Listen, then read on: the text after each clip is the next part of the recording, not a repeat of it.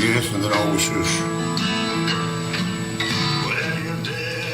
Dus het doet best en gegagen die de naam deed niks met de zaken. Je kunt een schakel zien met de dingen, niet zoals deze. Maar wat ze in het leven gedaan hebt, kun ze misschien wel opnieuw doen. Ik heb het over u en mij en een man genomen bij oude zus.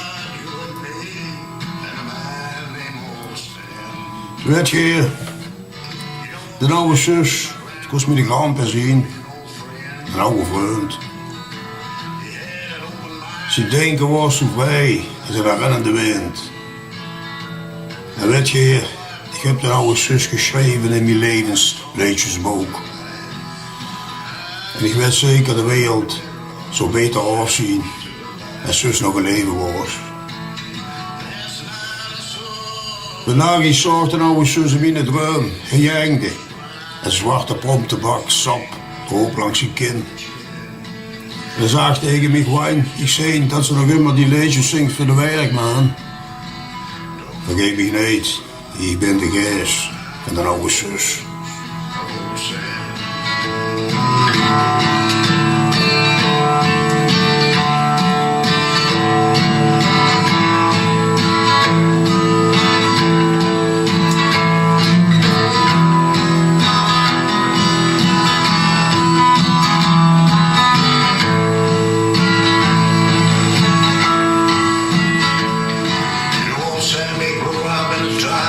Gooide er ook in de tijd zo wat dom verkeerd.